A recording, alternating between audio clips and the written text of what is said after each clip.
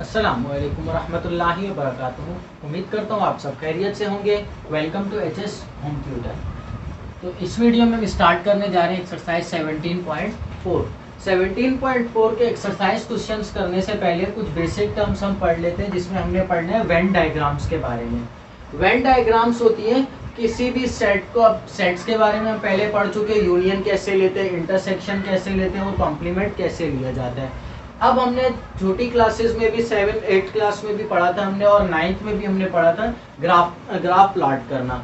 तो graph plot करते हुए हम किसी भी इक्वेशन का कोई भी वैल्यूज निकाल के वो हम एक्स एक्सिस और वाई एक्सिस की मदद से उसको प्लॉट करते हैं। अब वेन डायग्राम होते हैं सेट्स की representation, graphical representation of sets जिसको बोला जाता है। वेन डायग्राम को इंट्रोड्यूस करवाया था 1881 में जॉन वेन के नाम के एक मैथमेटिशियन थे, जिन्होंने अपने ही नाम से, जॉन वेन उनका नाम था, तो उन्होंने वेन डायग्राम के नाम से इसको इंट्रोड्यूस करवाया।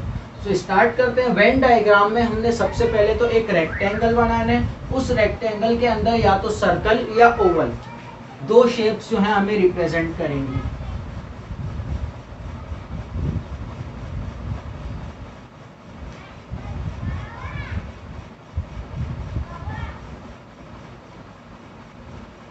अब ये एक रेक्टेंगल है, इसके सेंटर में मैंने एक सर्कल बना दिया। अब यहाँ पर ये सर्कल शो कर रहे हैं किसी सेट को। पहले हमने पढ़ा था एक होता है यूनिवर्सल सेट जिसमें सारे एलिमेंट्स आ रहे होते हैं, और उसके सबसेट्स होते हैं जिनको हमने नाम दिया था A B, sometimes P Q R S. तो यहाँ पर ये जो पूरा रेक्ट एंगल है, ये कंप्लीट रेक्ट एंगल कहलाता है यूनिवर्सल सेट। और ये जो सर्कल्स होंगे, ये हमारा जो गिवन सेट है वो होंगे। यहाँ पर हम इसको नाम देते थे सेट ए का। अब ये सेट ए हमें गिवन है। अब बोला जाए एक और डायग्राम है,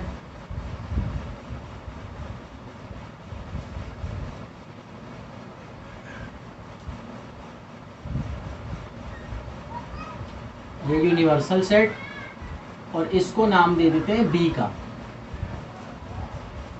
तो इन डायग्राम्स की मदद से हम ए यूनियन बी कैसे मालूम करेंगे, अब वो देख लेते हैं।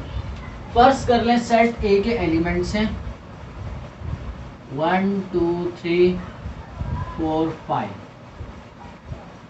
और सेट बी के एलिमेंट्स हैं हमारे पास 2 4 6 8। सेट ए भी हमें गिवन है और सेट बी भी गिवन है।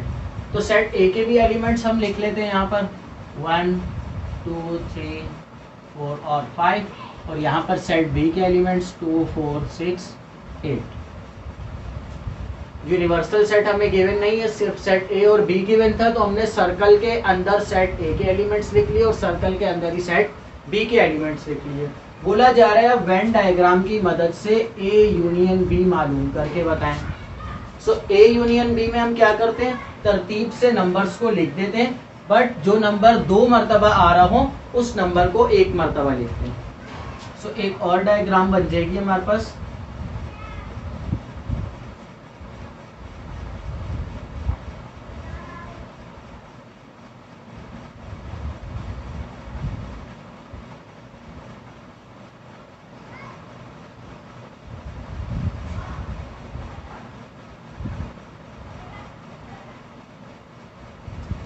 अब यहाँ पर इसको हम नाम दे देंगे, पहली वाली को ए का, और इसको नाम दे देंगे बी का।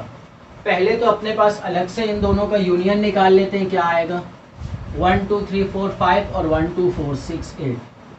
तो यूनियन का हमारे पास आंसर आएगा 1 2 3 4 5 6 और 8। ये हमारे पास यूनियन का आंसर है। सो 1 जो एलिमेंट है वो सेट ए में आ रहा है, तो वो यहाँ पर आ जाएगा। अब 2 एक ऐसा एलिमेंट है जो इस सेट में भी आ रहा है और इस सेट में भी आ रहा है, और यहाँ पर देखा जाए तो एक जगह हमारे पास ऐसी है जहाँ पर दोनों सर्कल्स जो हैं मिल रहा है और बीच में कुछ जगह बाकी है। तो जो एलिमेंट्स इन दोनों सेट्स में सेम है वो हम यहाँ पर लिखेंगे। 2 इन दोनों सेट्स में सेम था तो इसलिए यहाँ पर लिख दिया। अब 3 जो है वो सिर्फ सेट ए में गिवन है, तो सिर्फ सेट ए में लिख लेंगे। 4 भी दोनों सेट्स में गिवन है तो 4 भी यहाँ आ जाएगा। अब 5 सेट ए में गिवन है और 6 और 8 जो है वो सेट बी में गिवन है। तो यहाँ पर अब हमें क्या पता लगा इसको देखकर, अगर तो ए यूनियन बी हमने मालूम करना हो तो सबसे पहले तो हम वो एलिमेंट्स देखेंगे जो कि दोनों सेट्स में सेम आ रहे हैं। वो जो एलिमेंट्स सेम हैं उनको यहाँ पर सेंटर में लिख देंगे जहाँ पर दोनों सर्कल्स कट हो रहे हैं, और जो एलिमेंट्स बचेंगे उनको बाहर लिख देंगे। अब ए यूनियन बी की डायग्राम बनाकर ही हमें एक और चीज समझ आई, जो सेम एलिमेंट्स है वो हमने यहाँ पर लिखे हैं। तो अगर हमें बोल दिया जाए ए इंटरसेक्शन बी मालूम करें, तो ये जो हिस्सा है सेट्स का ये क्या कहलाएगा इस डायग्राम का, ए इंटरसेक्शन बी कहलाएगा। और अगर तो हमें नंबर्स ना गिवन हो, सिर्फ डायग्राम्स गिवन हो और बोला जाए ए यूनियन बी मालूम करके बताएं, तो ए यूनियन बी हम कैसे मालूम करेंगे, सेट ए में भी कलर कर देंगे और सेट बी में भी कलर कर देंगे और इस जगह को भी कलर कर देंगे कुछ इस तरीके से।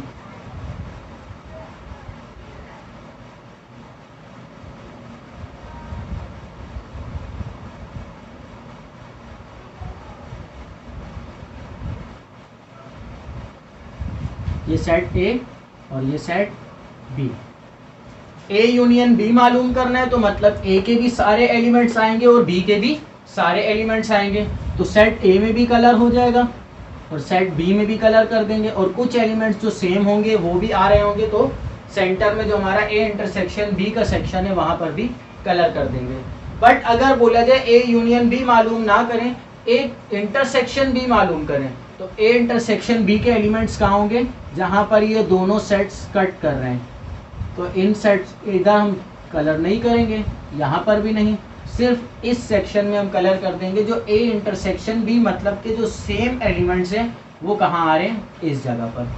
तो ए यूनियन बी और ए इंटरसेक्शन बी के लिए हमने डायग्राम बना लिए। अब इसके बाद अगर हमें बोल दिया जाए एक कॉम्प्लीमेंट मालूम करें,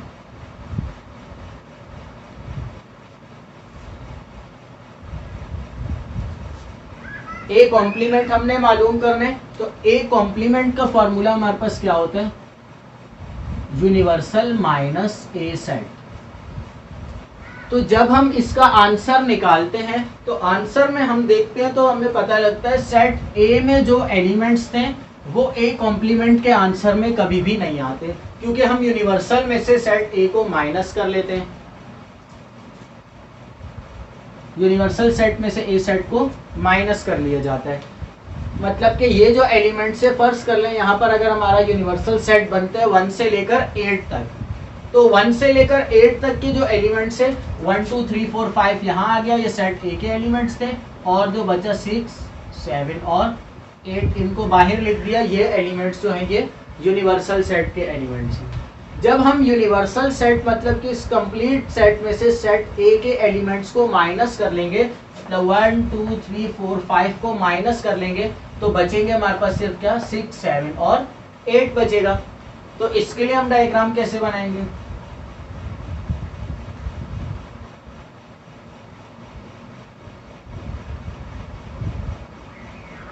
ये हमारे पास है सेट ए, पर हमने मालूम करना है ए कॉम्प्लीमेंट। तो सेट ए के अंदर जितने भी एलिमेंट्स थे वो सब कैंसिल हो गए, तो सिर्फ यूनिवर्सल सेट के जो एलिमेंट्स थे वो बचे। तो बाहर वाला ये सारा हिस्सा जो है हम कलर्ड कर देंगे। मतलब इस कलर्ड हिस्से से हमें क्या पता लग रहा है, सेट ए के जो एलिमेंट्स हैं वो हमारे जो हमें मेथड बोला गया था उसके बाद जो आंसर आया उस आंसर में ये सेट ए के एलिमेंट्स शामिल नहीं है, ये कलर्ड हिस्सा हमें ये बता रहा है। अब इसी तरह बी कॉम्प्लीमेंट बोला जाए तो बी सेट के बाहर का सारा हिस्सा कलर्ड कर देंगे और सेट बी जो है वो ऐसे ही रहेगा। एसिमेट्रिक बी, अब एसिमेट्रिक बी हमने मालूम करना है तो इसके लिए भी डायग्राम बना रहे थे।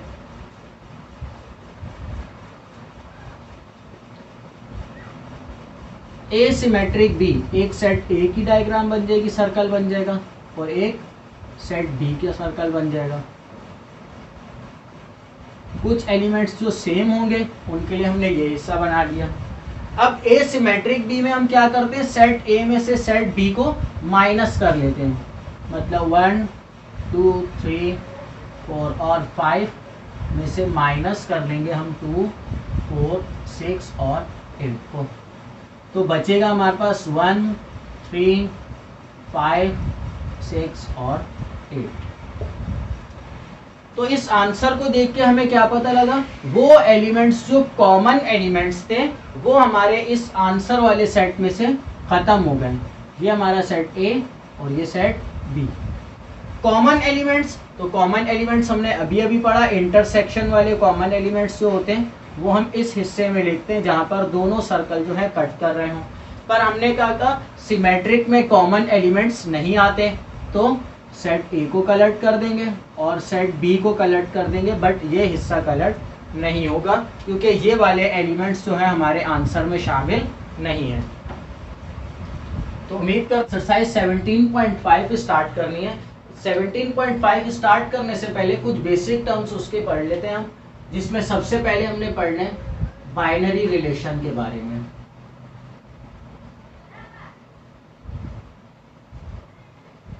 अब बाइनरी रिलेशन क्या होता है, अगर तो फर्ज कर ले हमारे पास दो सेट्स गिवन हैं, एक सेट को नाम दे देते हैं हम ए का और दूसरा सेट हमें गिवन है बी।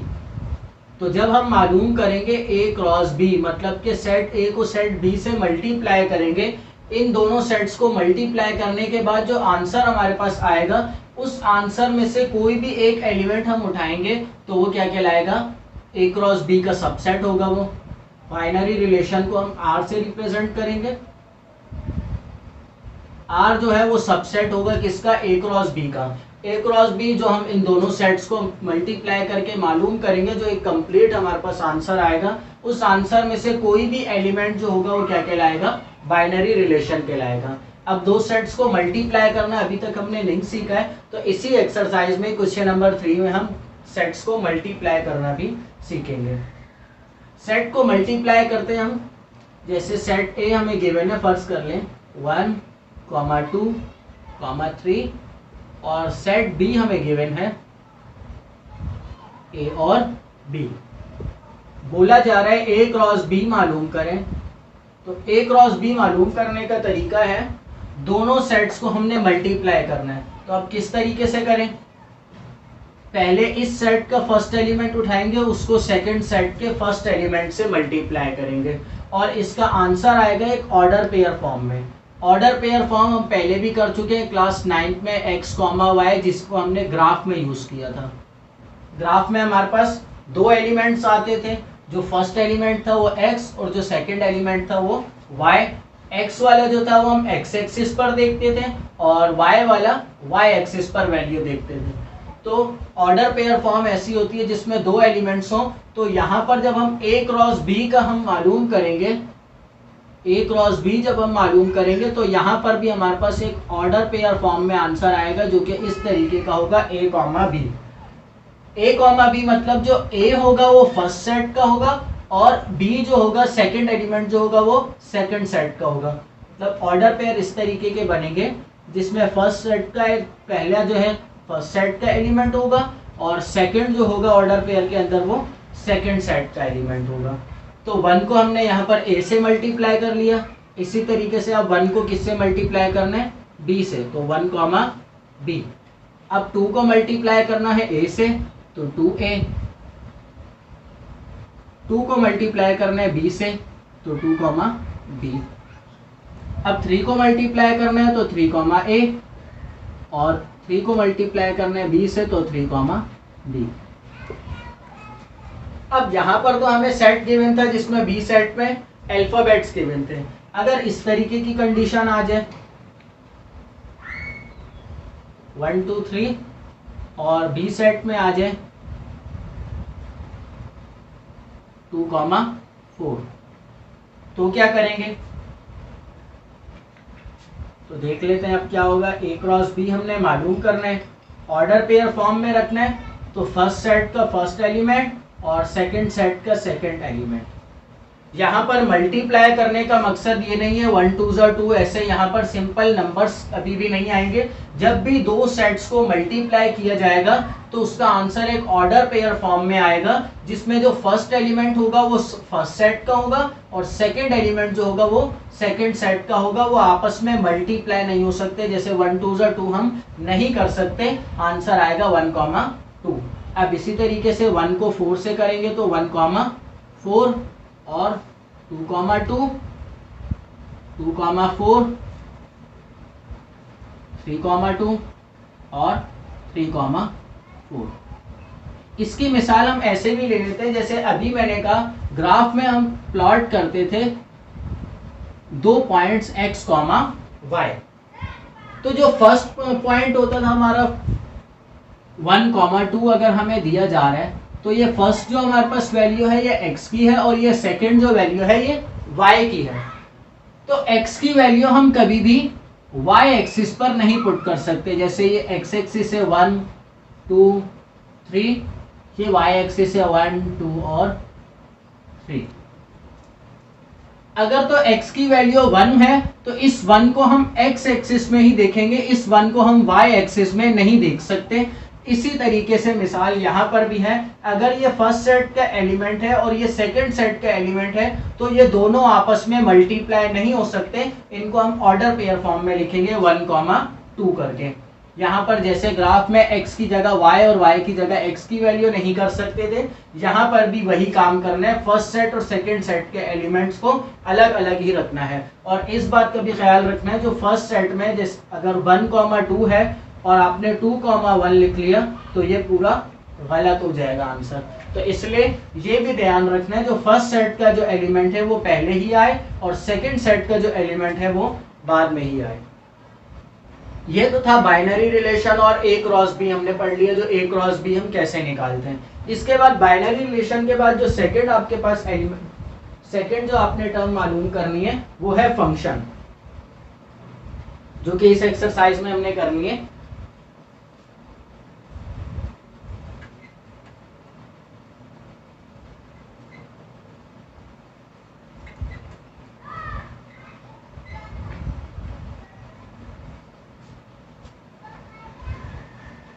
अब फंक्शन क्या होता है? फंक्शन की यहाँ पर डेफिनेशन गिवन है, a function is a binary relation in which for each element of domain there is one and only one element of range.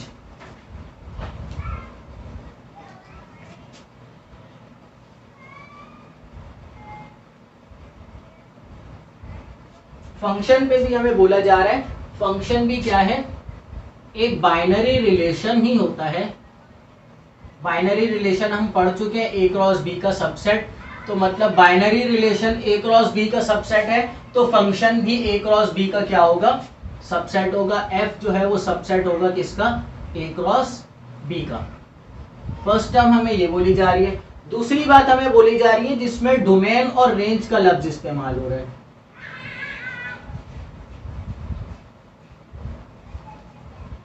Domain and range. अब डोमेन और रेंज क्या होती है? ये दो बिल्कुल न्यू टर्म्स आ गई। सबसे पहले हम बात कर लेते हैं डोमेन की। अब 9th क्लास में हमने इक्वेशन सॉल्व की थी जिसमें x² + 2x + 12 हमें इक्वेशन गिवन है, तो साथ ही हमें x की वैल्यू भी गिवन होती थी, x = 2। यहाँ पर हम क्या करते हैं? x की जगह पर 2 पुट करके 2² + 2x + 12, तो यहाँ पर आ जाएगा 4 और 12, तो यहाँ पर आंसर आ जाएगा 20। इस तरीके से सिंपल हम ये x की वैल्यू को पुट करके इस इक्वेशन की मदद से एक आंसर निकाल लेते हैं। यहाँ पर देखा जाए तो एक जो पुट की जा रही है वैल्यू वो भी एक रियल नंबर है और जो आंसर आ रहा है वो भी एक रियल नंबर है।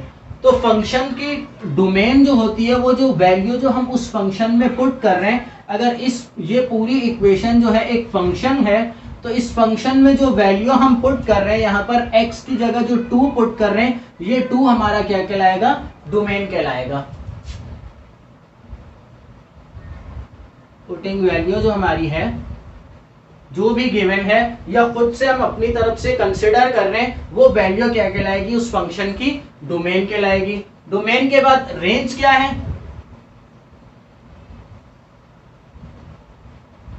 रेंज वो वैल्यू पुट करने के बाद जो हमारे पास आंसर आ रहा है। यहाँ पर आंसर जो आया मतलब ये 20 हमारा x की जगह 2 पुट करने पर इस फंक्शन में आंसर आया 20, तो ये 20 हमारा क्या कहलाएगा, रेंज कहलाएगी। तो फंक्शन की रेंज क्या होती है, जो भी पुट करने के बाद हमारे पास आंसर आया वो क्या कहलाएगा, उस फंक्शन की रेंज कहलाएगा। तो फंक्शन, आज की इस वीडियो में हम करने जा रहे हैं एक्सरसाइज 17.5। 17.5 का क्वेश्चन नंबर 1 हमें गिवन है, find the values of x and y if part 1 हमें गिवन है x minus 5 10 is equal to 11 y minus 7। अब यहाँ पर देखा जाए तो सवाल में बोला जा रहा है x और y की वैल्यूज हमने फाइंड करनी है, जबकि नीचे जो हमें दो वैल्यूज गिवन है उन दोनों में देखा जाए तो एक वैल्यू में हमें x गिवन है और एक में y गिवन है। फर्क क्या है, यहाँ पर ब्रैकेट के अंदर दो नंबर से फर्स्ट एक नंबर है, उसके बाद कॉमा फिर सेकंड नंबर है, और यहाँ पर भी फर्स्ट नंबर है फिर कॉमा और फिर सेकंड नंबर है। तो याद हो तो हमने 9th क्लास में जब ग्राफ प्लॉट किया था, तो ग्राफ में हमने कोऑर्डिनेट्स जब पुट की थी वैल्यूज, तो कुछ इस तरीके की थी, जिसमें फर्स्ट वैल्यू क्या थी, x की थी और सेकंड वैल्यू y की थी, और वो एक ब्रैकेट में गिवन थी जिसको हम बोलते थे ऑर्डर पेयर, इसका नाम था ऑर्डर पेयर। अब ऑर्डर पेयर में वैल्यूज गिवन थी, जिसमें हमें फर्स्ट जो वैल्यू गिवन होती थी कॉमा से पहले वो x की थी और कॉमा के बाद वाली y की वैल्यू थी। अगर देखा जाए तो यहाँ पर भी वैल्यूज हमें ऑर्डर पेयर में गिवन है। किस तरह, वैल्यू सबसे पहले गिवन है x माइनस 5 कॉमा और फिर 10 इज इक्वल टू यहाँ पर 11 कॉमा y माइनस 7। मतलब इधर कॉमा से पहले वैल्यू जो है ये x की है और ये y की है, यहाँ पर भी जो कॉमा से पहले वैल्यू है वो x की है और ये बाद वाली y की है, और दरम्यान में हमें क्या दिया हुआ है, इक्वल्स टू गिवन है। तो मतलब ये वैल्यू जो है इस वैल्यू के क्या है, बराबर है। अगर तो ये दोनों वैल्यूज बराबर हैं तो x और x की वैल्यूज भी क्या होंगी, बराबर होंगी, और y और y की वैल्यूज भी बराबर होंगी। तो उसके बाद हम क्या कर लेंगे, लेट कर लेंगे क्या, x माइनस 5 जो है वो बराबर है किसके, according to order pair condition. हमने कहा पहली वैल्यू x और दूसरी वैल्यू y, और पहली वैल्यू x दूसरी y।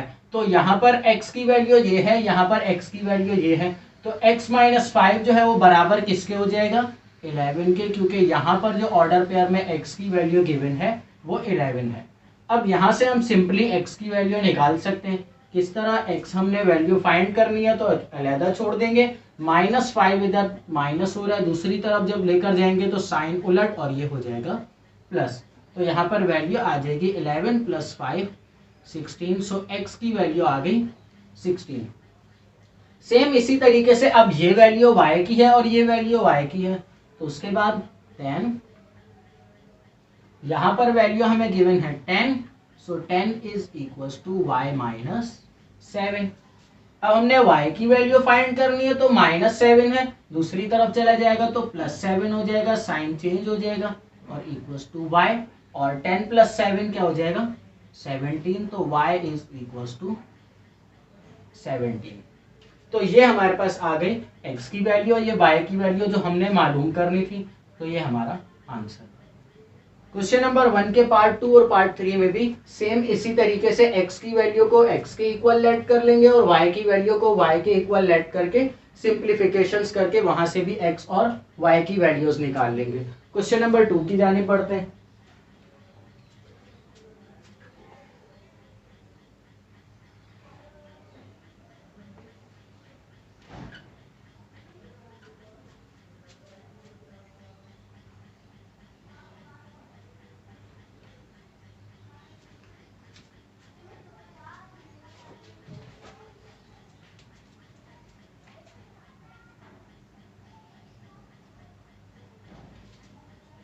क्वेश्चन नंबर 2 गिवन है, if set P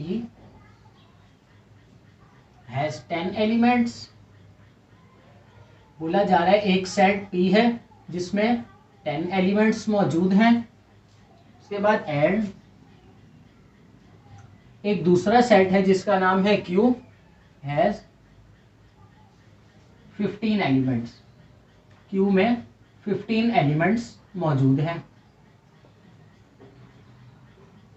find the number of elements. अब हमें बोला जा रहा है इन दोनों सेट्स को मिला के कुछ कंडीशंस बना के दी हुई हैं, अब उन दोनों में टोटल नंबर्स हमने मालूम करने हैं। तो find the number of elements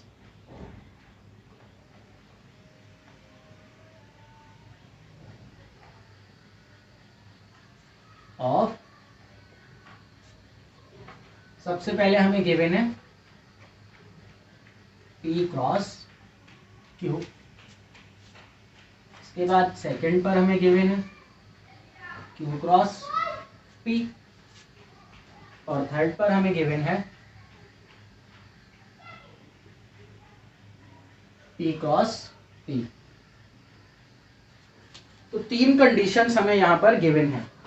बोला जा रहा है मालूम करें अगर तो सेट P एक सेट है जिसके अंदर 10 एलिमेंट्स मौजूद हैं और सेट Q एक सेट है जिसमें 15 एलिमेंट्स मौजूद हैं, तो अगर तो P और Q को मल्टीप्लाई किया जाए तो कितने एलिमेंट्स होंगे, Q और P को मल्टीप्लाई किया जाए तो कितने एलिमेंट्स आएंगे टोटल, और P को मल्टीप्लाई किया जाए तो टोटल कितने एलिमेंट्स आएंगे। तो सिंपल ये हमें सवाल को देख के कंडीशन से ही समझ आ रहा है। P सेट और Q सेट दोनों मल्टीप्लाई हो रहे हैं, तो जब सेट मल्टीप्लाई हो रहे हैं तो उस सेट के एलिमेंट्स भी क्या होंगे, मल्टीप्लाई होंगे।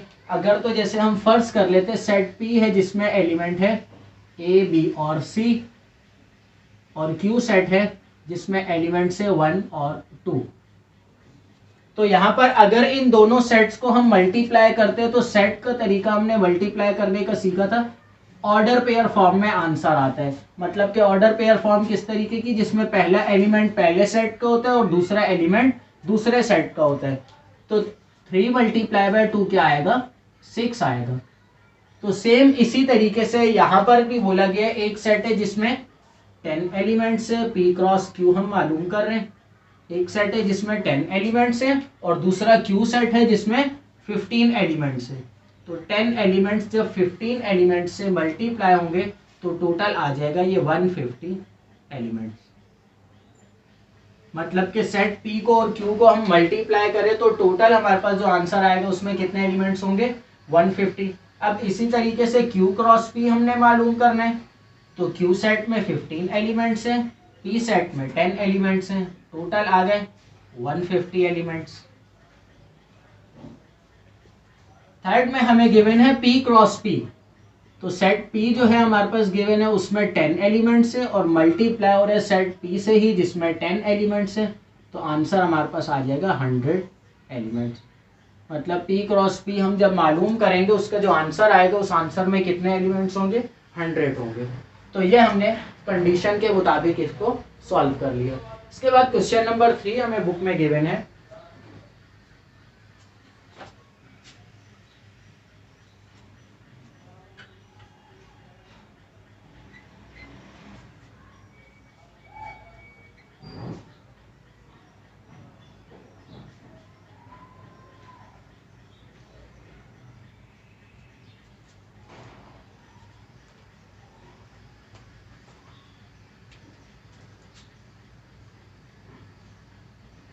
Question number 3. If A is equals to 1, 2, B is equals to 2, 3, and C is equals to 1, 3, 5. Then find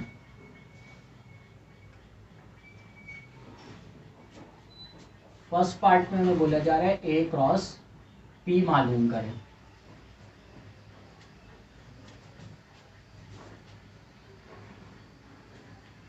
तो क्वेश्चन में हमें 3 सेट गिवन है, सेट A में 2 एलिमेंट्स है, सेट B में 2 एलिमेंट्स है और सेट C में 3 एलिमेंट्स है। सवाल हमें सबसे पहला बोला जा रहा है A क्रॉस B मालूम करें, अगर तो इन दोनों सेट्स को मल्टीप्लाई करें तो आंसर क्या आएगा। तो सॉल्व कर लेते हैं। A क्रॉस B हमने मालूम करना है, जबकि सेट ए के एलिमेंट्स है 1, 2 और मल्टीप्लाई बाय बी सेट के एलिमेंट्स है 2, 3। अब दो सेट्स को मल्टीप्लाई करने का तरीका हम इससे पहले सीख चुके हैं। हमने कहा अगर तो सेट मल्टीप्लाई हो रहे हैं तो उनका आंसर क्या आएगा, ऑर्डर पेयर फॉर्म में आएगा। और ऑर्डर पेयर किस तरीके का होगा, ए कॉमा बी, जिसमें ए जो होगा वो फर्स्ट सेट का एलिमेंट होगा और बी जो होगा वो सेकंड सेट का एलिमेंट होगा। मतलब कि फर्स्ट सेट ए का और ये बी का। स्टार्ट कर लेते, एक होल ब्रैकेट आ जाएगा।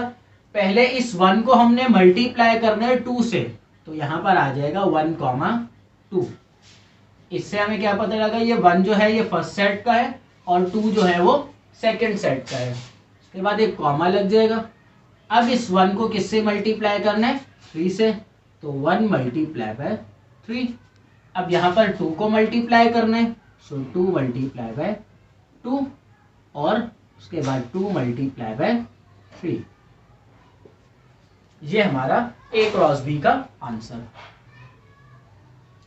सेम इसी तरीके से सेट दूसरा क्वेश्चन जो हमें गिवन है उसमें बोला जा रहा है बी क्रॉस सी मालूम करें। तो सेट बी के एलिमेंट्स लेंगे इस जगह पर और सेट सी के एलिमेंट्स आ जाएंगे इधर, और फिर फर्स्ट सेट के एलिमेंट को सेकंड सेट के एलिमेंट से एक एक करके मल्टीप्लाई करते जाएंगे।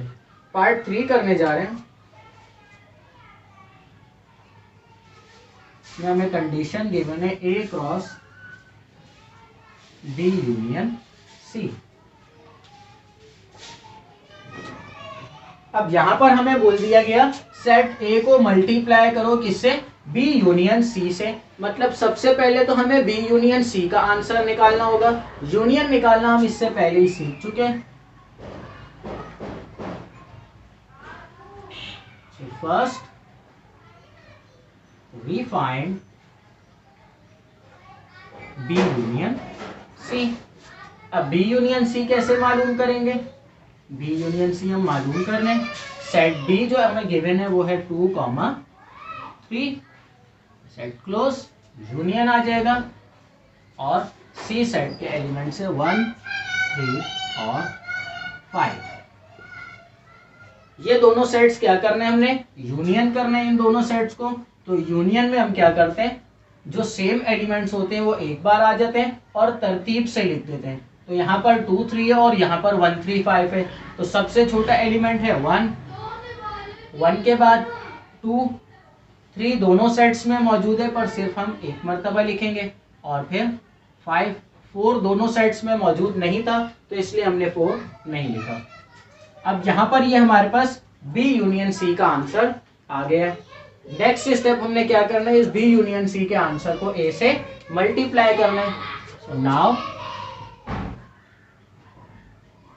ए क्रॉस बी यूनियन सी हम मालूम करने जा रहे हैं, जो कि बराबर है सेट ए हमें गिवन है सवाल में ही, सेट ए के एलिमेंट्स है 1, 2 जो कि मल्टीप्लाई होंगे बी यूनियन सी के आंसर से, जो कि हमें गिवन है 1, 2, 3 और 5।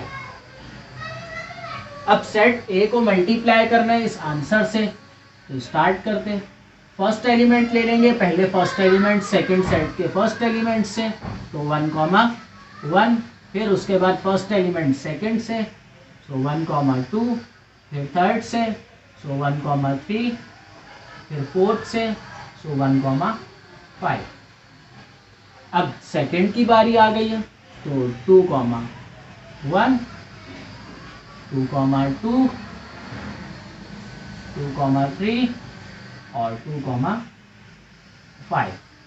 ये हमारा आंसर।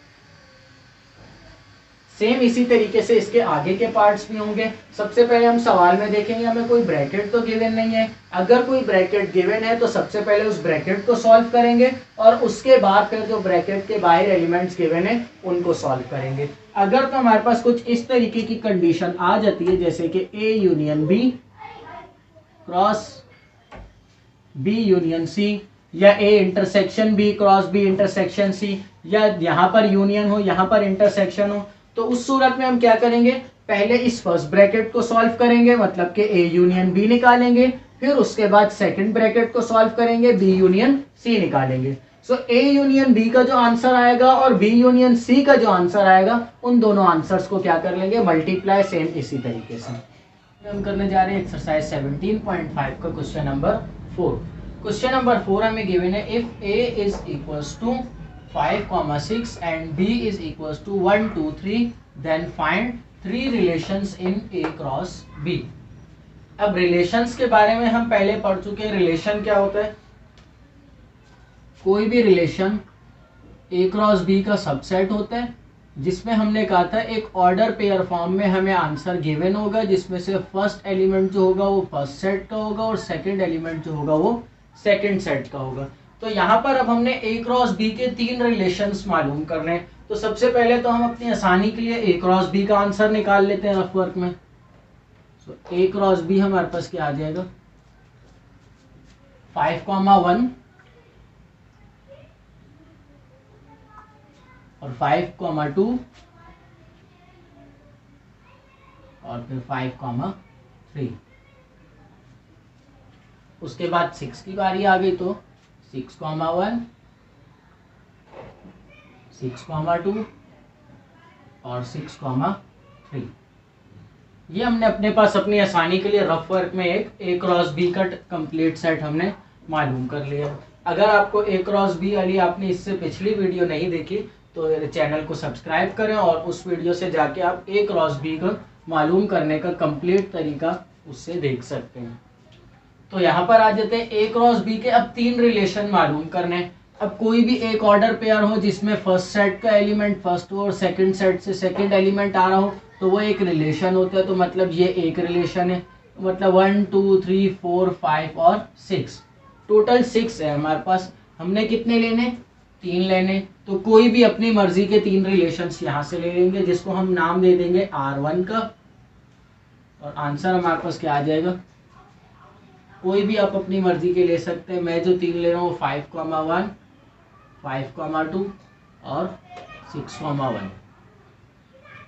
तो ये हमारा आंसर। इससे नेक्स्ट पार्ट में आपको बोला गया 4 रिलेशंस, तो 4 रिलेशंस यहाँ से हमारे पास ए क्रॉस बी हमने निकाला हुआ है, कोई भी 4 आप ले सकते हैं। नेक्स्ट क्वेश्चन की जानिब बढ़ते हैं, क्वेश्चन नंबर 5।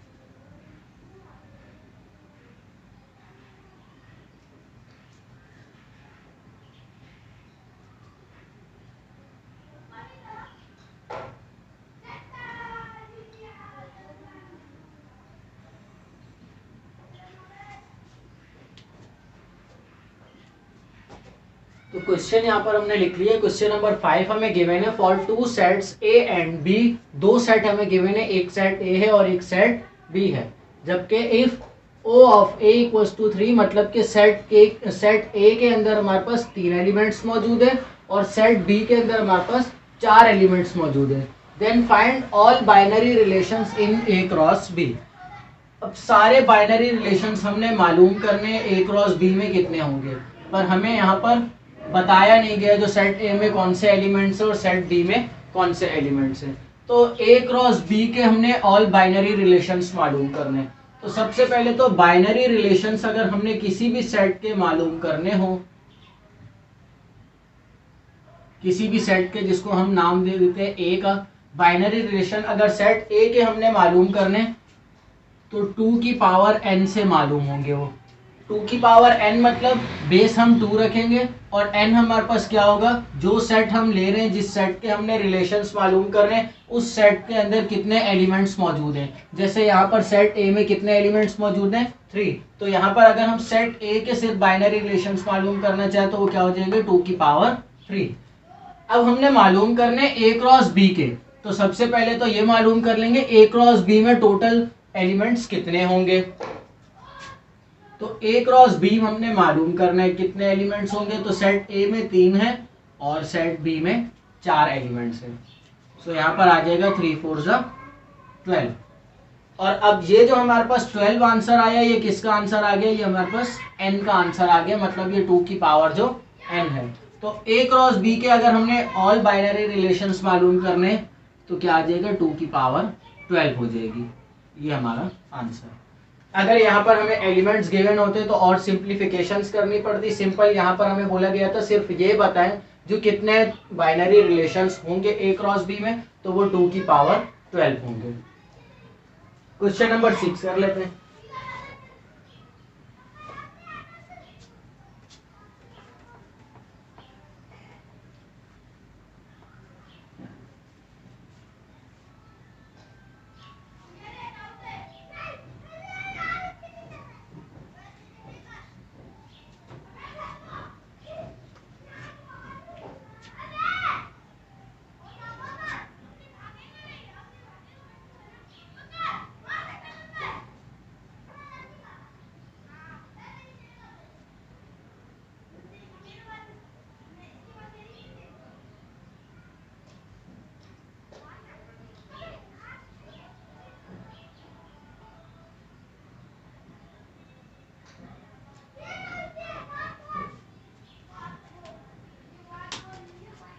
सवाल में हमें बोला जा रहा है write the following binary relations of a cross b in tabular form where a is equals to 0 1 2 3 and b is equals to 2 4 6 8 such that a belongs to a and b belongs to b।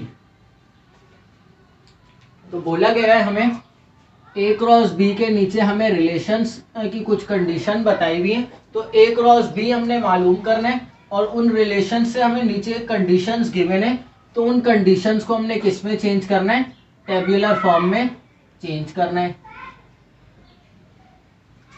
अब सबसे पहले part में हमें एक condition given है,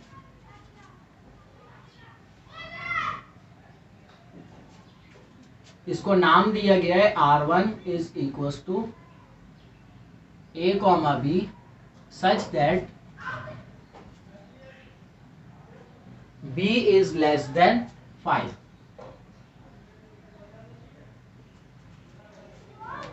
ऐसा relation हमने मालूम करना है जिसमें कोई एक ऑर्डर पेयर हो या 2 या 3 जितने भी ऑर्डर पेयर्स हो, वो ऑर्डर पेयर किस तरीके के हो जिसमें b की वैल्यू जो हो 5 से छोटी हो और a क्रॉस b के वो मतलब a सेट और b सेट हमें गिवन है, इन दोनों के क्रॉस में प्रोडक्ट अगर हम निकालेंगे तो उसके रिलेशन उसमें से आए हों। तो सबसे पहले तो a क्रॉस b हम मालूम कर लेंगे, रफ वर्क में अपने पास a क्रॉस b मालूम कर लेंगे। सेट ए में 0 हो जाएगा, 0, 2, 0, 4, 0, 6, 0, 8, फिर 1, 2, 1, 4, 1, 6 और फिर 1, 8। इसके बाद फिर थर्ड एलिमेंट तो 2, 2, 2, 4, 2, 6 और 2, 8 और फिर फोर्थ एलिमेंट आ जाएगा तो 3, 2, 3, 4, 3, 6 और फिर 3, 8। अब ये हमारे पास a क्रॉस b का आंसर है जिसके अंदर सारे मतलब के दोनों सेट्स को हमने मल्टीप्लाई करके कंप्लीट हमने एक होल आंसर मालूम कर लिया। अब यहाँ पर हमें रिलेशन गिवन है, कुछ इस तरीके की कंडीशन गिवन है जिसमें b की वैल्यू जो हो लेस देन 5 हो, मतलब कि जो हमारा ये ऑर्डर पेयर में सेकंड एलिमेंट है ये 5 से छोटा होना चाहिए। तो पहले ऐसे सारे ऑर्डर पेयर्स को ले लेंगे। यहाँ पर 0 और 2 2 5 से छोटा है तो ये एक आ गया रिलेशन, ये सेकंड रिलेशन आ गया। 6 बड़ा है 8 भी बड़ा है तो इन दोनों को छोड़ देंगे, ये दोनों आ जाएंगे। फिर यहाँ पर भी 6 और 8 बड़ा है और ये दोनों 5 से छोटे हैं तो ये दोनों रिलेशन और ये दोनों रिलेशन। तो अब हमारे पास R1 का आंसर क्या आ गया, हमारी कंडीशन के मुताबिक R1 की वैल्यूज अगर हम A क्रॉस B में से निकालें तो पहले ये दो आ गए ऑर्डर पेयर्स 0,2 0,4, फिर 1,2 और फिर 1,4, उसके बाद 2,2 2,4 और फिर 3,2 और 3,4। मतलब कंडीशन हमें बताई गई थी जिसमें बोला गया था, सवाल में हमें बताया गया था ए जो है वो सेट ए से बिलोंग करेगा और बी जो है वो सेट बी से बिलोंग करेगा। इस तरीके के हमारे पास ऑर्डर पेयर से जिसमें पहला एलिमेंट जो है वो पहले सेट का होगा और दूसरा एलिमेंट जो है वो दूसरे सेट का होगा। और दूसरे सेट के जो एलिमेंट आ रहे हैं ऐसे ऑर्डर पेयर हमने सिर्फ इस रिलेशन में लेने जिसमें बी की वैल्यू जो है वो 5 से छोटी हो। मतलब कि यहाँ पर जैसे 2 है 4 है 6 बड़ा है तो इसलिए हमने ये 6 और 8 वाले ऑर्डर पेयर्स को निग्लेक्ट कर दिया। ये हमारा आंसर। इसी तरीके से आगे पार्ट 2 और 3 में भी हमें कंडीशन गिवन है, सिर्फ उस कंडीशन को सेटिस्फाई करके ये A क्रॉस B का आंसर है। इस आंसर में से ऐसे ऑर्डर पेयर्स ले लेने जो उस कंडीशन को सेटिस्फाई कर रहा होगा। उम्मीद कर जा रहे हैं एक्सरसाइज 17.5 का क्वेश्चन नंबर 7। क्वेश्चन नंबर 7 हमें गिवन है इफ रिलेशन R, एक रिलेशन हमें गिवन है R जिसकी कंडीशन बताई हुई है x, y such that y is equals to 2x plus 5। अब यहाँ पर हमें एक कंडीशन में बता दी गई है, एक इक्वेशन दे दी गई है और बोला जा रहा है इस सेट में, मतलब कि R जो सेट गिवन है हमें उस सेट में इस कंडीशन को जो एलिमेंट सेटिस्फाई करेंगे सिर्फ वो एलिमेंट्स इस सेट में होंगे। इज इन Z देन, अब ये Z किसको बता रहा है, मतलब कि इसमें जो भी एलिमेंट्स होंगे x और y दोनों के वो कौन से सेट से बिलोंग कर रहे होंगे, इंटीजर्स से बिलोंग कर रहे होंगे। देन पार्ट 1 हमें गिवन है find the range if domain is -2 -1 0 और 1 2। सबसे पहले तो बात कर लेते हैं डोमेन और रेंज की, जो इससे पहले भी हम कर चुके हैं। डोमेन और रेंज का ओवरव्यू ले लेते हैं। डोमेन हमने कहा था एक ऐसा नंबर होता है जो कि हम इस सिस्टम में पुट कर सकते हैं, मतलब जो भी इक्वेशन हमें गिवन है या जो भी हमें कंडीशन गिवन है उस कंडीशन में हम जो नंबर्स पुट कर सकते हैं और उसका आंसर हमारे पास आ रहा है तो वो नंबर हमारी डोमेन कहलाती है। मतलब कि जो नंबर्स हम पुट कर रहे हैं और उनको पुट करने के बाद जो आंसर आ रहा है वो हमारी रेंज होगी। तो यहाँ पर हमें डोमेन के नंबर्स गिवन है, मतलब कि -2 -1 0 1 और 2। x की जगह पर यहाँ पर हम ये 5 नंबर्स रख सकते हैं और फिर आंसर जो आएगा हमारे पास y का वो क्या कहलाएगा, रेंज कहलाएगा। तो सबसे पहले यहाँ पर इक्वेशन लिख लेते हैं अपने पास रफ वर्क में, y is equals to 2x plus 5। अब हम डोमेन जो पुट करते हैं वो हमेशा x की जगह पर पुट करते हैं, तो यहाँ पर x के लिए वैल्यू पुट कर लेंगे। सबसे पहले put x is equals to -2। तो जब -2 के लिए हम पुट करेंगे तो वैल्यू आ जाएगी x की जगह पर -2 प्लस 5 और ये हो जाएगा 2 2 ज़ा 4 -4 प्लस 5, तो आंसर आ जाएगा y का 1। एक आंसर आ गया हमारे पास। अब सेकंड वैल्यू पुट करेंगे सेम इसी तरीके से, put x is equals to -1। तो जब हम -1 पुट करेंगे तो सॉल्व कर लेते हैं, ये 2 मल्टीप्लाई बाय -1 प्लस 5, 2 1 ज़ा 2 -2 प्लस 5 तो ये आ जाएगा +3, y का आंसर आ गया 3। अब इसी तरीके से 0 पुट कर लेते हैं, put x is equals to 0। तो यहाँ पर हो जाएगा y is equals to 2 multiply by 0 plus 5। तो यहाँ पर 2 0 ज़ा 0 और 0 प्लस 5 तो आंसर आ जाएगा y का 5।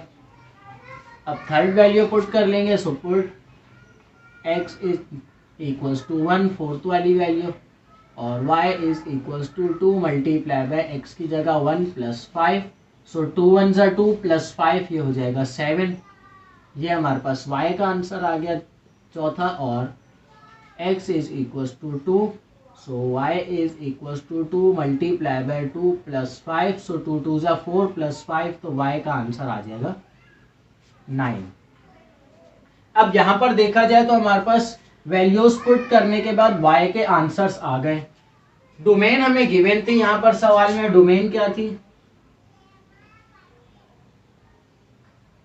-2, -1, 0, 1 और 2, और उनको पुट करने पर रेंज हमारे पास क्या आई है, रेंज -2 पुट करने पर हमारे पास आंसर आया, पहला 1, दूसरा 3, तीसरा 5, चौथा 7 और पांचवा 9। मतलब कि अगर इस कंडीशन को देखते हुए जिसमें डोमेन मतलब कि ये x की वैल्यूज हैं और ये हमारे पास y की वैल्यूज हैं, इनको देखते हुए अगर हम रिलेशन बनाएं तो वो कैसे बनेगा, एक ऑर्डर पेयर बनेगा जिसमें पहली वैल्यू x की होगी और दूसरी वैल्यू y की। तो पहली वैल्यू x की -2 है और y की 1 है, सो -2, 1। अब दूसरी तो -1, 3, तीसरी 0, 5, चौथी 1, 7 और पांचवी 2, 9। ये हमारे पास इस रिलेशन का आंसर है। पार्ट 1 में हमें बोला गया था रेंज मालूम करनी है, डोमेन गिवन है। पार्ट 2 में हमें बोला जा रहा है एक फंक्शन है जिसकी हमें रेंज गिवन है और डोमेन मालूम करनी है, जबकि कंडीशन जो है वो यही है, मतलब कि इक्वेशन हमें गिवन है y is equal to 2x plus 5। अब वहां पर थोड़ी सी चेंजिंग हमने ये करनी है, यहाँ पर तो रेंज मालूम करनी थी और रेंज y के लिए हमें पहले से इक्वेशन सेट थी। अब वहां पर हमें मतलब कि y की वैल्यूज जो है हमारे पास, जैसे यहाँ पर 1, 3, 5 और 7 और 9 है, वहां पर हमें y की वैल्यूज गिवन है, रेंज हमें गिवन है, y की वैल्यूज गिवन है, x की हमने मालूम करनी है। तो सबसे पहले हम इस इक्वेशन को x के लिए सेट कर लेंगे। कैसे होगी ये, y minus 5 equals to 2x, ये 5 प्लस में था उधर जाकर माइनस में, और x के लिए इक्वेशन सेट करेंगे तो ये हो जाएगी y माइनस 5 डिवाइडेड बाय 2। इस तरीके से इक्वेशन सेट करके फिर एक एक वैल्यूज, जैसे यहाँ पर हमने -2 पहले पुट किया, फिर -1, 0, 1, 2, तो वहां पर जो हमें रेंज गिवन होगी एक एक करके वो y की जगह पर वैल्यूज पुट करते जाएंगे और सॉल्व कर लेंगे। क्वेश्चन नंबर 7 के बाद क्वेश्चन नंबर 8 की जानिब चलते हैं।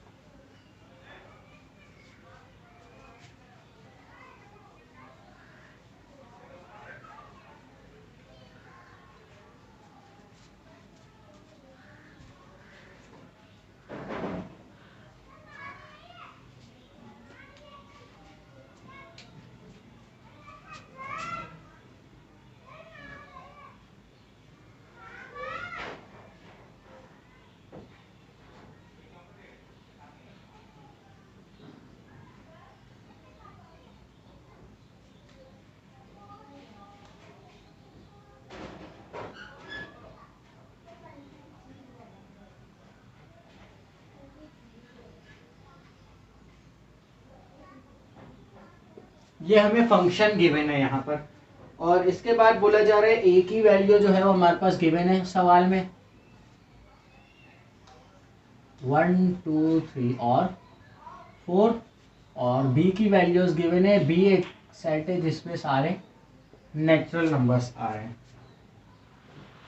मालूम हमने करनी है इस फंक्शन की find domain, codomain and range.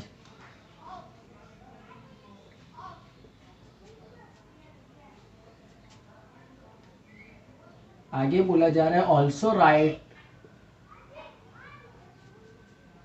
f(2) and f(4).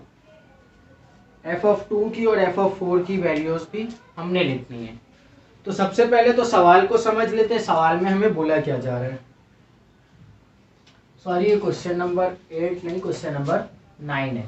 Question number 8 में भी हमने सेम वही काम करना है जो कि हमने क्वेश्चन नंबर 7 में किया है, सिर्फ फर्क ये है क्वेश्चन नंबर 7 में हमें डोमेन और रेंज गिवन है, और क्वेश्चन नंबर 8 में हमें बोला जा रहा है डोमेन और रेंज गिवन नहीं है, जबकि बोला जा रहा है उधर डोमेन जो हमारी होगी वो सारे होल नंबर्स हो सकते हैं।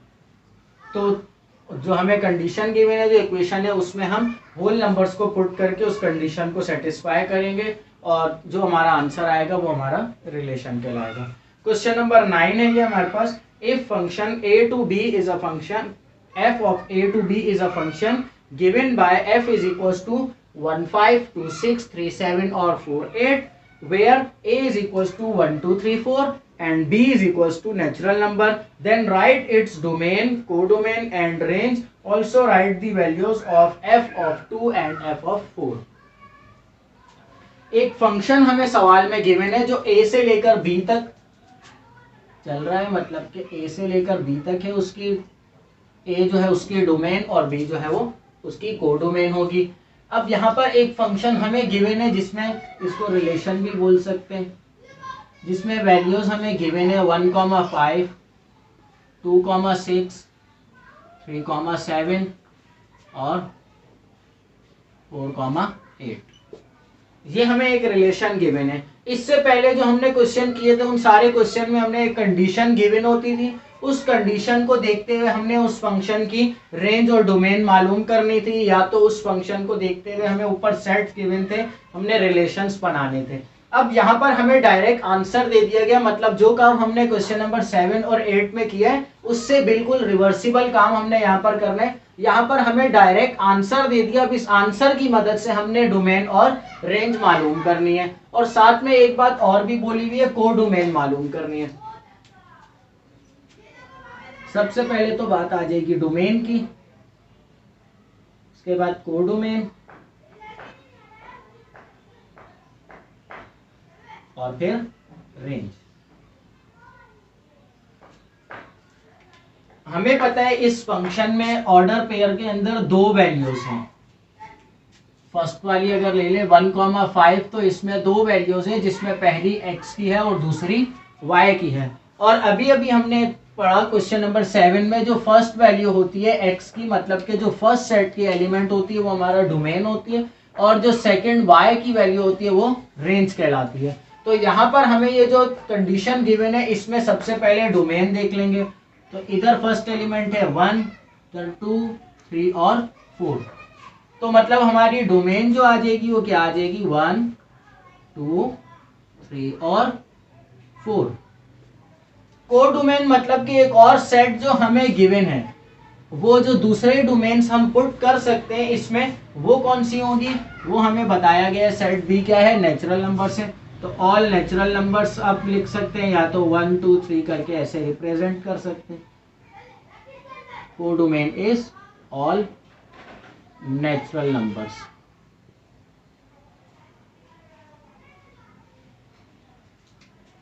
अब यहाँ पर बात आ गई रेंज की। तो रेंज क्या है, सेकंड एलिमेंट जो हमारे पास है, मतलब कि 5, 6, 7, 8।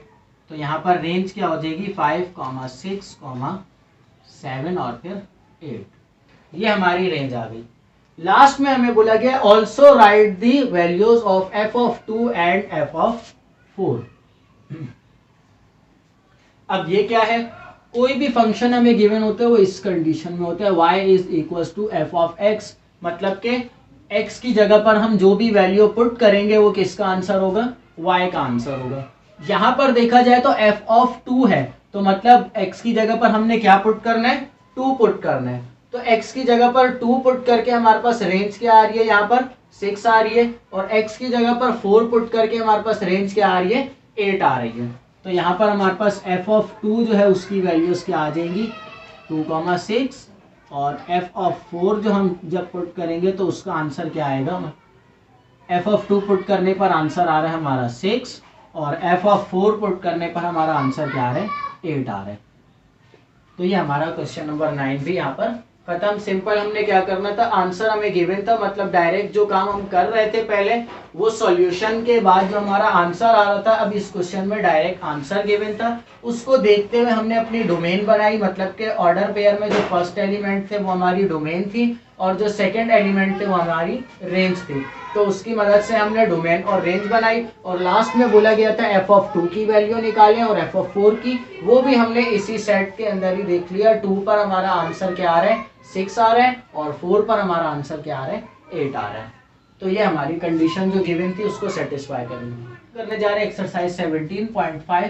क्वेश्चन नंबर 9 हमने खत्म कर लिया था। क्वेश्चन नंबर 10 करने से पहले हम बेसिक फंक्शन और फंक्शन की टाइप्स कर लेते हैं, जो कि हमने इंट्रोडक्शन वाली वीडियो में कहा था। बेसिक फंक्शन सिर्फ हमने पढ़ा था, फंक्शन की टाइप्स जो थी वो हमने नहीं पढ़ी थी। तो यहाँ पर फंक्शन की 2 टाइप्स जो हमारी इस एक्सरसाइज के लिहाज से इंपॉर्टेंट है, सिर्फ वो 2 ही पढ़ेंगे।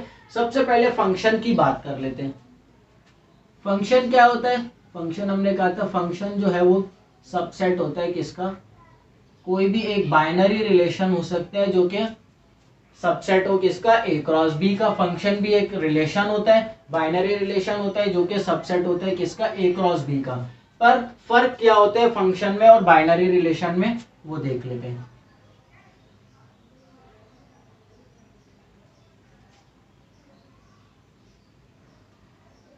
दो सेट्स हमें यहां पर गिवन है, एक सेट ए है और एक सेट बी है। अगर इन दोनों सेट्स का हम ए क्रॉस बी मालूम करेंगे तो मतलब कि इस सेट के सारे एलिमेंट इस सेट के एलिमेंट से पेयर बना रहे होंगे,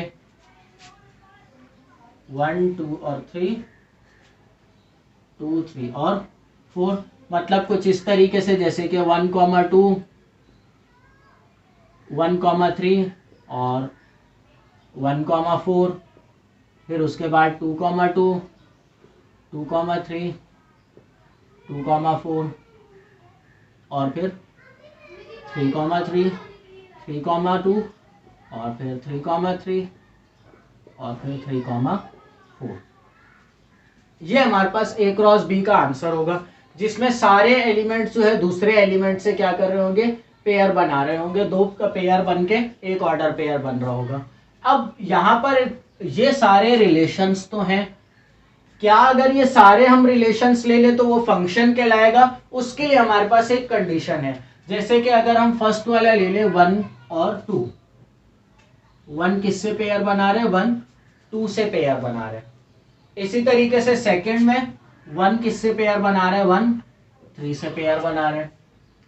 अब अगर देख ले सिर्फ हम 1 की बात करते हैं, 1 2 से पेयर बना रहे और 1 3 से पेयर बना रहे। मतलब ए की डोमेन जो है हमारे पास 1 है और रेंज जो हमारे पास आ रही है, एक आंसर 2 आ रहा है और एक आंसर 3 आ रहा है। तो यहाँ पर अब अगर इस तरीके के 2 ऑर्डर पेयर्स दे दिए जाएं, जैसे हमने अभी सिर्फ लिए 1 2 और 1 3, तो क्या इन दोनों को अगर मिलाया जाए तो ये फंक्शन कहलाएगा? ये फंक्शन नहीं कहलाएगा। क्यों? क्योंकि फंक्शन की कंडीशन है जो हर एलिमेंट का एक अलग यूनिक इमेज होनी चाहिए। मतलब कि डोमेन का हर एलिमेंट सिंगल इमेज होनी चाहिए। जैसे यहाँ से 1 जो है 2 से भी इमेज बना रहा है और 1 जो है वो 3 से भी इमेज बना रहा है। तो ये एक रिलेशन तो बन रहा है पर ये फंक्शन नहीं बन रहा।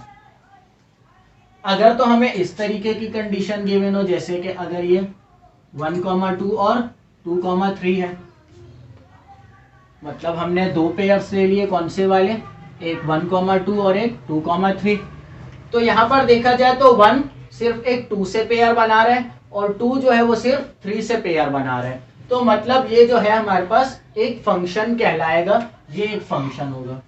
बट अगर 1 2 से भी इमेज बनाए और 1 3 से भी इमेज बनाए, एक ही एलिमेंट डोमेन के 2 इमेज बना रहा हो, मतलब कि 2 एलिमेंट से पेयर बना रहा हो, तो वो हमारे पास फंक्शन नहीं कहलाएगा। अब इसके बाद सवाल आया, अगर तो डोमेन के 2 एलिमेंट सेम इमेज बना रहे हो, मतलब कि जैसे ये 2 3 से पेयर बना रहे हैं और ये 3, यहाँ पर एक और ले लेते हैं हम 3 3, ये वाला भी ले लेते हैं। अब यहाँ पर क्या है, डोमेन में 2 से भी एक इमेज जा रही है और 3 से भी एक इमेज जा रही है। तो क्या ये फंक्शन है? जी हाँ, बिल्कुल ये फंक्शन है। क्यों? क्योंकि हमने कहा है डोमेन की सिंगल इमेज होनी चाहिए। रेंज पर भले 2 एलिमेंट्स एक ही पर जाकर इमेज बनाए, उससे कोई फर्क नहीं पड़ता। पर यहाँ पर हमारे मतलब के आसान अल्फाजों में फर्स्ट सेट में हर एलिमेंट की अलग अलग इमेज होनी चाहिए, किसी भी सिंगल एलिमेंट से दो इमेजेस ना जा रही हूं, वो हमारा कहलाएगा फंक्शन। अब यहीं पर इसी इन्हीं दो सेट की हम एग्जाम्पल लेकर फंक्शन की टाइप को भी पढ़ लेते हैं। सबसे पहली टाइप है हमारे पास 1-to-1 फंक्शन, और सेकेंड टाइप है हमारे पास ऑन-टू फंक्शन।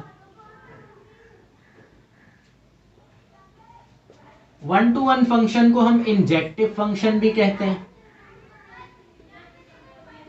और ऑन-टू फंक्शन को सब्जेक्टिव फंक्शन कहते हैं। दो नाम है, अगर 1-to-1 कहें या इंजेक्टिव फंक्शन कहें बात एक ही है, और ऑन-टू फंक्शन या सब्जेक्टिव जो भी कहें बात एक ही है। अब सबसे पहले बात कर लेते हैं 1-to-1 फंक्शन। अब 1-to-1 फंक्शन से हमें नाम से ही उसके पता लग रहे हैं, मतलब कि हर एलिमेंट की अलग अलग इमेज होनी चाहिए। जैसे कि अभी हमने कहा 3 जो है, अगर 3 से ही पेयर बनाए, यहाँ पर 1 2 से पेयर बना रहा है, 2 3 से पेयर बना रहा है, और 3 भी 3 से ही पेयर बनाए, तो वो फंक्शन तो कहलाएगा, पर वो 1-to-1 फंक्शन नहीं कहलाएगा। क्यों? क्योंकि 1-to-1 फंक्शन की कंडीशन क्या है, हर डोमेन की अलग यूनिक इमेज होनी चाहिए, मतलब कि डोमेन से एक जो इमेज निकल रही है वो रेंज के एक ही एलिमेंट पर जाकर मैप करे, दूसरे एलिमेंट पर ना करे। तो ये जो है, अगर हर एलिमेंट की अलग अलग इमेज बन रही है तो वो क्या कहलाएगा, 1-to-1 फंक्शन। और अगर तो दो एलिमेंट्स की इमेजेस, मतलब कि जैसे हमने पहले एग्जांपल ली थी, दो एलिमेंट से डोमेन के जो कि सेम इमेज बना रहे रेंज पे जाके, तो ये कहलाएगा ऑन-टू फंक्शन। आसान अल्फाजों में अगर हर एलिमेंट की अलग अलग इमेज है तो 1-to-1 फंक्शन, और अगर तो डोमेन के दो एलिमेंट सेम इमेज बना रहे हैं तो वो क्या कहलाएगा, ऑन-टू फंक्शन। तो ये तो थी फंक्शन की टाइप्स। अब अपने बेसिक क्वेश्चन नंबर 10 पे आ जाते हैं, जो हमें सवाल गिवन है।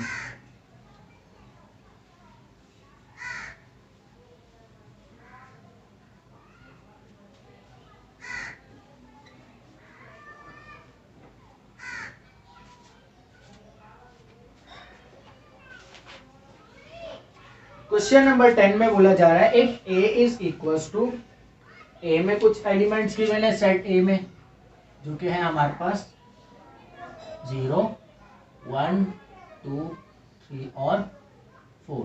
क्वेश्चन नंबर 10 है। और सेट बी में कुछ एलिमेंट्स गिवन है हमें,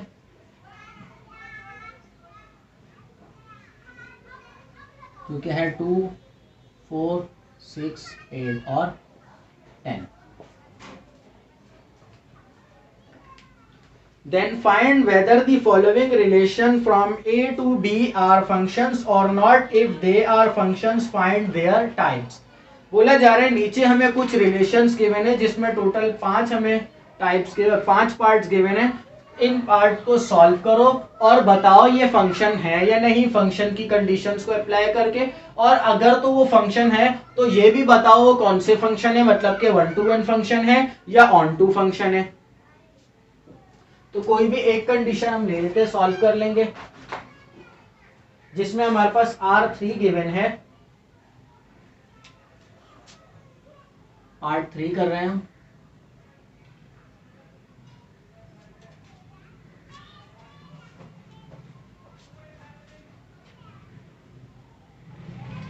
(0, 2 1, 4 2, 6 3, 8 और फिर 4, 8।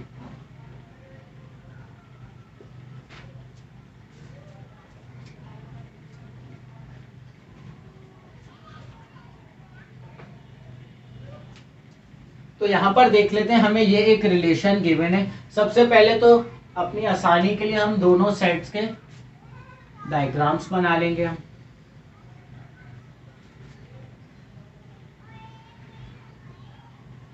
अब सेट ए के एलिमेंट कौन से होंगे, जो कि स्टार्ट में आ रहे हैं फर्स्ट में, मतलब कि 0 1 2 3 4। और यहाँ पर 2 4 6 8।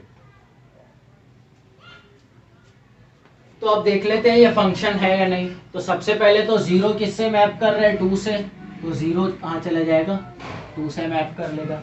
उसके बाद 1 किससे मैप कर रहे हैं, 4 से, तो 1 चला जाएगा, 4 से मैप कर लेगा। उसके बाद 2 6 से, तो 2 आ जाएगा 6 पर। उसके बाद 3 8 से मैप कर रहे हैं और 4 भी 8 से मैप कर रहे हैं। अब सबसे पहले ये पहचानने के लिए जो ये फंक्शन है या नहीं हम देख लेंगे सारी डोमेन के एलिमेंट्स के। देखें तो हर एलिमेंट से अलग अलग इमेज बन रही है, किसी भी एलिमेंट पर डबल इमेज नहीं बन रही, मतलब कि 2 लाइंस नहीं निकल रही, 2 इमेजेस नहीं बन रही। तो मतलब ये तो हमें कंफर्म हो गया, जो ये रिलेशन जो गिवन है हमें ये रिलेशन फंक्शन है। अब इसके बाद सेकंड टाइप हमने क्या करना है, ये मालूम करना है कि ये फंक्शन की कौन सी टाइप है, 1 to 1 फंक्शन है या ऑन टू फंक्शन है। वो भी हमें रेंज को देखकर पता लग जाएगा। अगर तो रेंज के एलिमेंट के ऊपर सबके ऊपर अलग अलग इमेज बन रही है तो वो क्या होगा, 1 to 1 फंक्शन। और अगर किसी एलिमेंट के ऊपर डबल इमेज आ रही है तो वो क्या कहलाएगा, ऑन टू फंक्शन। तो यहाँ पर 2 पर सिंगल इमेज है, 4 पर सिंगल इमेज, 6 पर भी सिंगल इमेज, पर 8 पर डबल इमेज आ रही है। तो मतलब हमें क्या पता लगा, इस डबल इमेज की वजह से ये फंक्शन कौन सा है, ऑन टू फंक्शन, जिसको बोला जाता है सर्जेक्टिव फंक्शन।